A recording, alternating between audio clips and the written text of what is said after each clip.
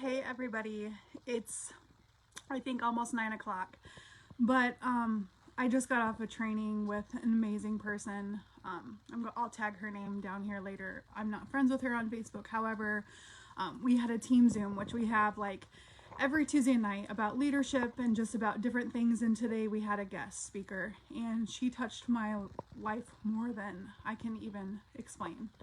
So I just want to share with you guys me, why I'm me, who I am.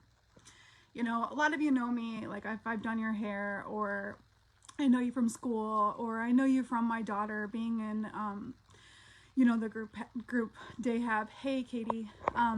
So I just want to explain who Brooke is. So let's start where Brooke was. Brooke was a person that was told at the age of 18 she'd be in a wheelchair by the age of 30. And she told she wasn't able to have children. She would never, if she did, her body would fight it off and all this stuff would happen. And I got diagnosed with a genetic disorder called tuberous sclerosis complex at that age. When you looked at it, it looked like the worst of everything. I had come from being a cheerleader.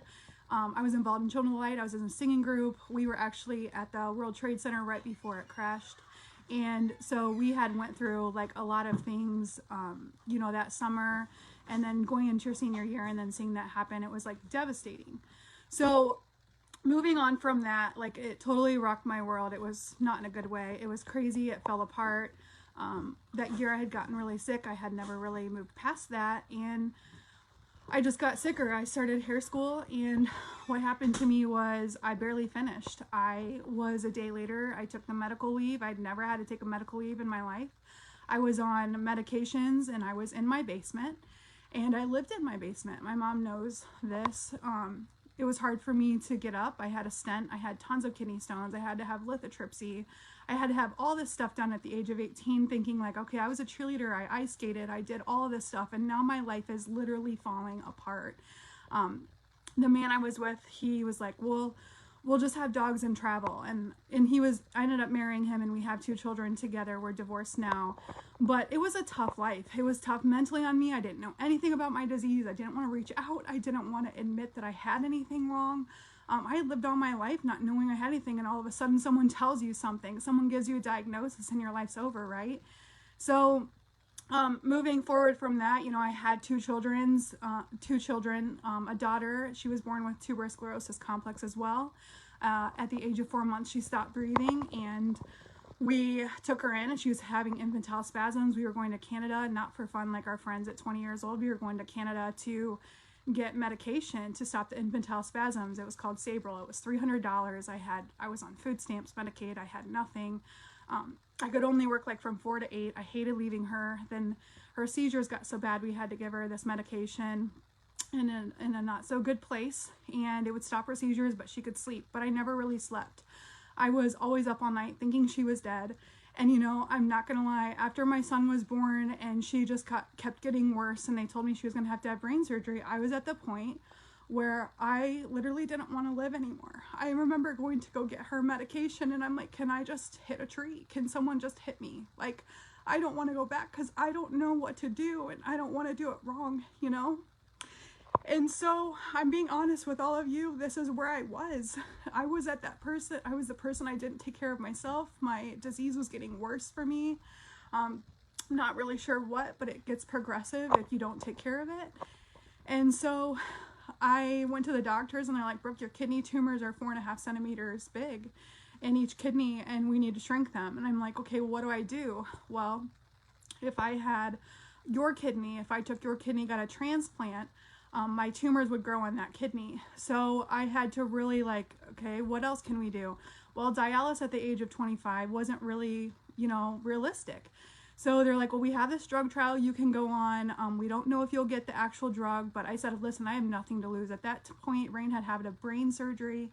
She had her whole right frontal lobe removed from too many seizures and 13 medications at that time at the age of 3.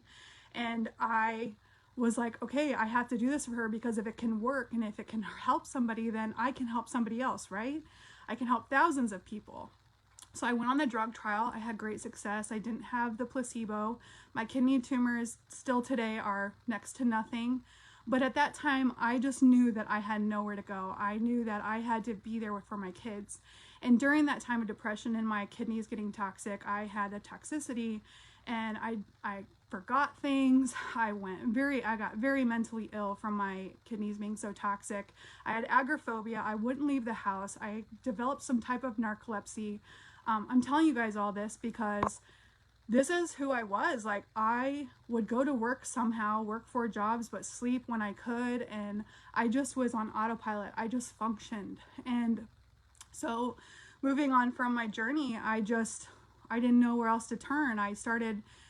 The medicine helped me. It gave me a better quality of life. It was shrinking my tumors. It was healing me. I was getting, I wasn't getting infections anymore.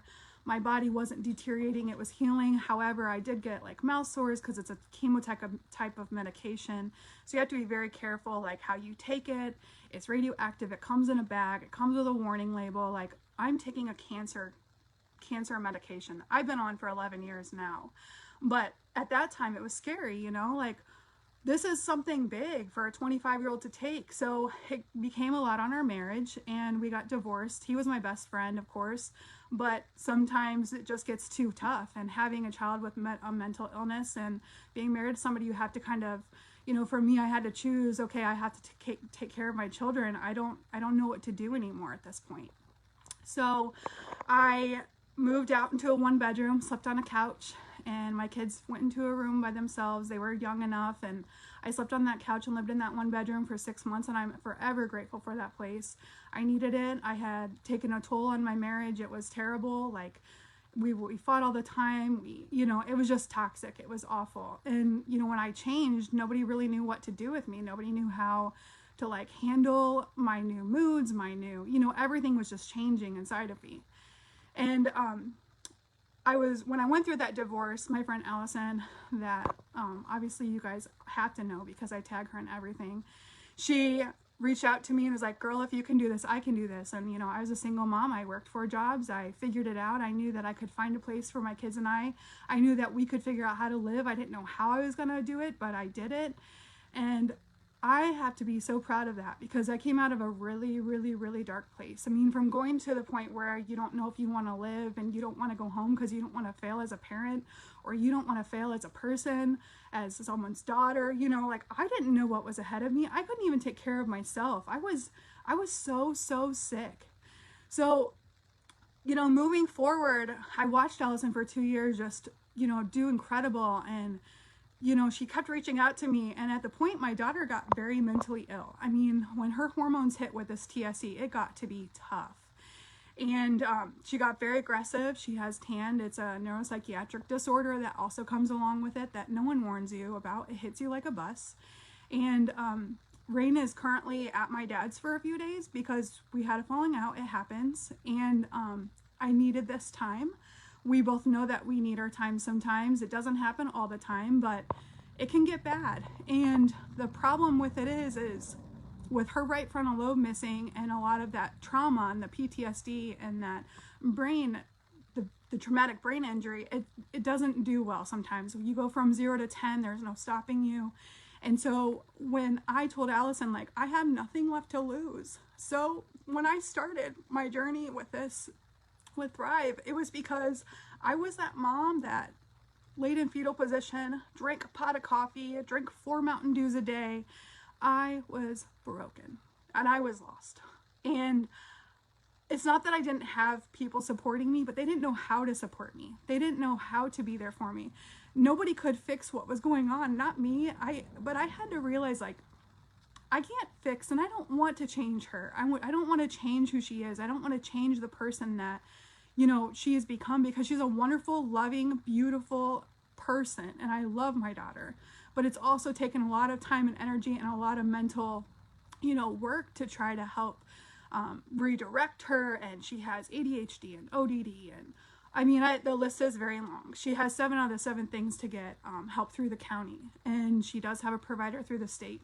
But it took a long time. But I don't think I'm real with you guys about what I deal with on a daily basis. And it's not that you need to know all my stuff, and I don't want a pity party.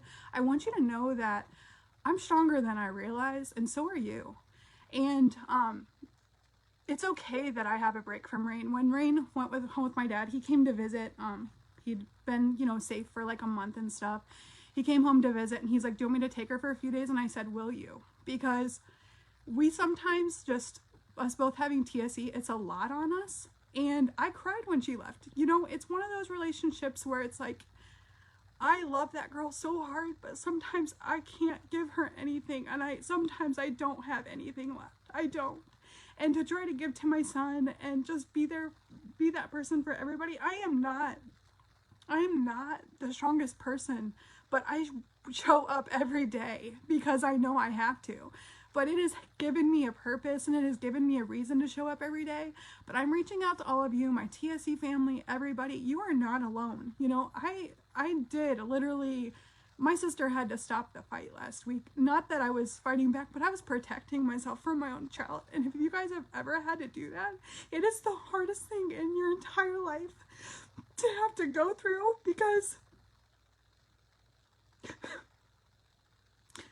you want the best for them, the absolute best. And when you can't give them the best, and when they don't see, she can't change that mind.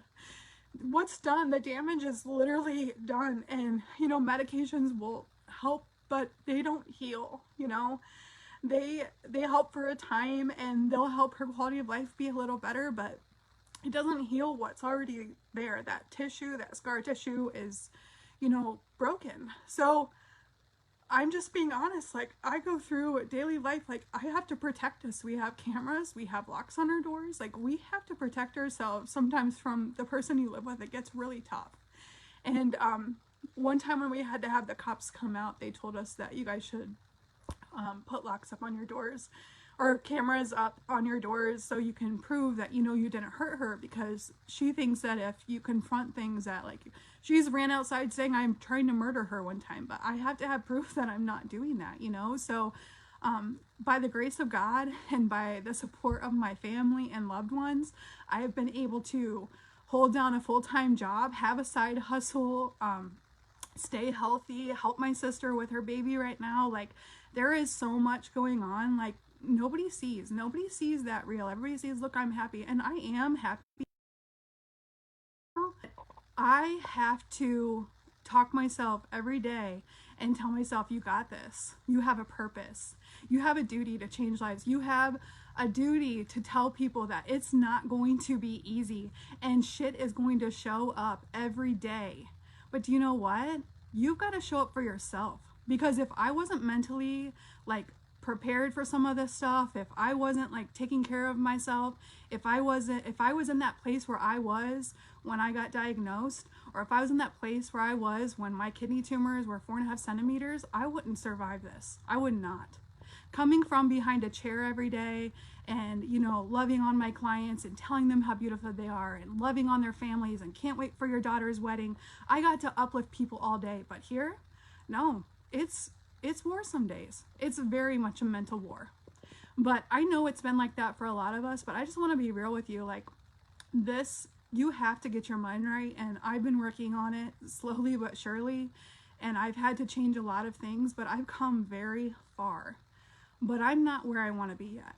I'm nowhere where I want to be. But I want to tell you guys that life gets easier when you get more present, when you get more to be a part of your own life. If you're staying absent from it and just ignoring what's going on, nothing's going to change that. But it's my purpose to tell you that I've been through some shit and I still go through it, still. And my daughter, she's good with, like, she might want to come home tomorrow, and that's okay. But if she doesn't, it's okay if we need a little bit more time. I'm not trying to get out of raising her. I'm not trying to feel bad about this, because I used to feel terrible about it, that I wasn't good enough, that I couldn't be the perfect mom, that I couldn't do everything that she needed. But I can't. I'm only human. We're all only human. We're not the perfect moms. We're not. None of us. And so when you see me, like, putting great things out into my life and putting positivity, it's because I need it. I need it to survive. I need it to live. And I know there's people out there that need it just as much as I do. So when I get messages, Brooke, you've saved my life. You don't know what you've done for me. Thank you for your positivity. Thank you for that nice like comment. It's not for clapping. It's for because I truly care, because I truly know where you are. I've been there. I've been there so many times. So I want you all to know that I care about you. I love you. Whatever you're going through, grow through it. I've done a lot of growing. I still have a lot of growing to do, but life gets tough. And my son's gotten neglected a lot from it. And we had a long talk the other night, and he didn't even know some things about me. So I need to learn to communicate and understand that just because they're in the home with me doesn't mean they know. And he's blocked out a lot of stuff too, because he's been, hurt a couple times, and he's scared to death. He's scared to death to leave his room sometimes. I mean, I'm just being honest. So we're all in that place where we really need to focus on, okay, where are we at? Where do we get our mind right? How do we do this? We need to all rise up, grow together, support each other, know that we're not failing just because this stuff happens. We're rising up. We're rising up because we know and we can recognize that there's a difference. From going to telling myself I'd be in a wheelchair, I am working out, I am living life, I'm taking my niece on a walk. Rain and I, when she gets home, we're gonna go for a bike ride. Like, it's gonna be okay, and we're gonna get through this, all of us. So I want you guys to have some motivation to know that you are worthy and you're enough and you're worth it. And whatever that darkest point was in your life, don't go back there. There's nothing there for you. I don't know if it's drugs, alcohol, whatever it was for you, don't go back, because it no longer serves you, and you can rise up and rise higher from this. And I know everybody goes through some crap, but you know what? I love you all, and have a good night.